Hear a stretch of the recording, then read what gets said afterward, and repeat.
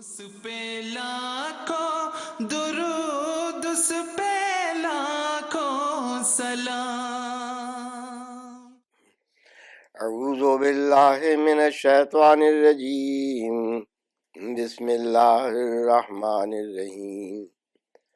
قل من حرم زینۃ اللہ التی اخرج لعبادہ والطیبات من الرزق قل ہی للذین آمنوا فی الحیاۃ الدنیا خالصۃ یوم القیامہ کذالک یفصل الآیات لقوم یعلمون۔ سورۃ اعراف۔ اللہم صلی علی محمد وعلی محمد کما صلیت علی ابراہیم وعلی ابراہیم انک حمید مجید۔ اللہم بارک علی محمد وعلی محمد کما بارکت علی ابراہیم وعلی ابراہیم انک حمید مجید۔ حدثنا الحسن بن محمد الزعفرانی حدثنا عفان بن مسلم حدثنا حمام عن قتادة عن عمرو بن شعيب عن أبيه عن جده قال قال رسول الله صلى الله عليه وسلم إن الله يحب أن يرى أثر نعمته على عبده۔ اسلام سے قبل جو مذاہب ہوئے، جب ان میں اپنی اصل تعلیم کو چھوڑ کر بگاڑ پیدا ہوا تو کئی قسم کے بگاڑ پیدا ہوتے ہیں۔ ایک طبقے میں احکامات مذہب کو چھوڑ کر دنیا داری اور دنیاوی نعمتوں پر گرنے کا رجحان پیدا ہوتا ہے، لیکن ایک طبقہ ایسا بھی ہوتا رہا ان مذاہب میں جو نعمائے دنیا کو کے جائز استعمال کو بھی کلیتاً حرام قرار دیتے رہے، اس حد تک کہ صفائی اور صاف لباس اور سادہ اچھا عمدہ لباس پہننے کو بھی انہوں نے گناہ سمجھا۔ اس کی مثالیں کثرت سے موجود ہیں اسلام سے قبل کے دنوں میں۔ قرآن شریف نے اس بارے میں ایک بڑے ہی متوازن اور بڑی ہی لطیف احکامات جاری فرمائے ہیں۔ قرآن شریف کہتا ہے کہ من حرم زینت اللہ التی اخرج لعبادہ والطیبات من الرزق، کون ہوتا ہے وہ جو اللہ تعالیٰ کی اس زینت کو جو اس نے اپنے بندوں کے لیے نکالی ہے، اپنے بندوں کے فائدے کے لیے پیدا کی ہے، والطیبات من الرزق، اور کون ہوتا ہے وہ جو پاکیزہ رزق چیزوں کو منع کرتا ہے، روکتا ہے استعمال کرنے سے بندوں کو۔ قرآن شریف فرماتا ہے قل ہی للذین آمنوا فی الحیات دنیا، دنیا میں یہ چیزیں مومنوں کے لیے ہیں اور جائز ہیں اور درست ان کا استعمال درست ہے، صرف اس میں وہ دوسروں کے ساتھ شریک ہے، دوسرے بھی استعمال کرتے ہیں، مومن بھی استعمال کرتے ہیں، لیکن قیامت کے دن یہ چیزیں خالصتاً مومنوں کے لیے ہوں۔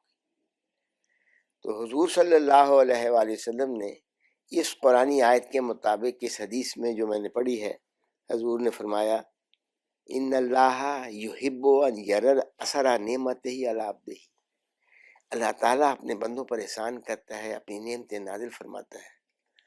ان کے شکر کا ایک طریق یہ بھی ہے کہ وہ بندہ استعمال کرے، اور اللہ تعالیٰ پسند کرتا ہے، اللہ تعالیٰ چاہتا ہے اس بات کو کہ اپنے بندوں پر جو اس نے نعمتیں کی ہیں ان کے نشانات اس سے نظر آئیں، اس کے بندوں پر اس کا اثر واضح طور پر نظر آتا ہو۔ لیکن یہ فرمایا ہے ضرور کہ ان نعمتوں کو، دنیا کی نعمتوں کو، دنیا کی لذات کو، دنیا کی پاکیزہ رزق کو استعمال کرو، لیکن ان کو اپنا مقصود زندگی نہ بناؤ۔ جیسے فرمایا ان کو کہہ دو کہ ان کنتن تردن الحیات الدنیا وزینتہا، زینت استعمال کرنا منع نہیں، طیبات رزق استعمال کرنا منع نہیں، لیکن ان کو مقصود زندگی بنانا یہ غلط ہے۔ مقصود زندگی خدا تعالیٰ کی محبت ہے، خدا تعالیٰ کی ذات ہے، اس کے بندوں کی ہمدردی ہے، آخرت کی زندگی ہے، یہ مقصود ہے۔ مقصود میں اور استعمال میں فرق ہے، اس فرق کو مد نظر نہیں رکھا بعض پرانے مذاہب نے، اور جب ان میں بگاڑ پیدا ہوا اور انہوں نے اصل مقصد کو بنا لیا کہ استعمال کرنا ان چیزوں کا، ان لذات کا درست نہیں، حالانکہ لذات کا استعمال کرنا جائز ہے، لذات کو مقصود زندگی بنانا منع ہے۔ یہ ہے وہ لطیف فرق توازن اور اعتدال کا جو قرآن شریف نے میں رکھا ہے، اور حدیث رسول صلی اللہ علیہ وسلم میں اس کا ذکر ہے۔ تو اس زمانہ میں حضرت مسیح موعود علیہ الصلوۃ والسلام نے اپنے عملی نمونے سے بھی اس مضمون کو خوب ظاہر کیا ہے۔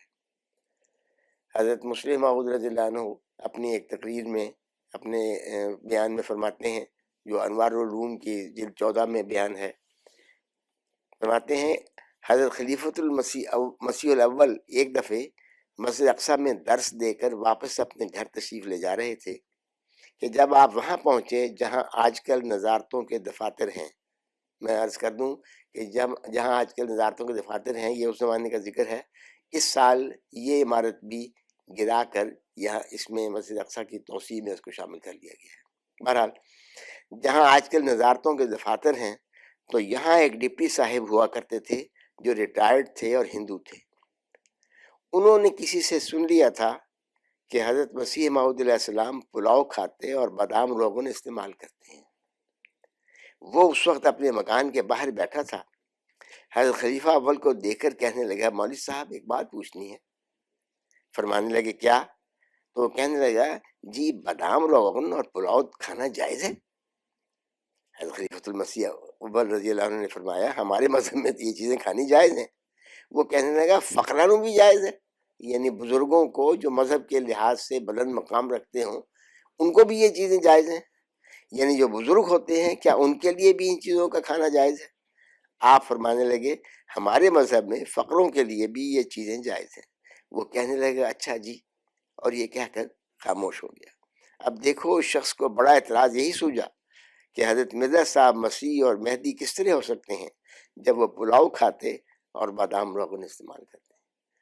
تو یہ ہے اسلام کی تعلیم، جس کا نمونہ حضرت مسیح موعود علیہ الصلوۃ والسلام نے اس زمانہ میں پیش کیا، عملی نمونہ، کہ دنیا کو مقصود نہ بناؤ، اس کو اپنی مراد نہ بناؤ، دنیاوی لذات کا استعمال منع نہیں، پاکیزہ رزق کو استعمال کرنا منع نہیں، ان کو اپنا مقصود زندگی، مطمع حیات، مقصود حیات بنانا منع ہے۔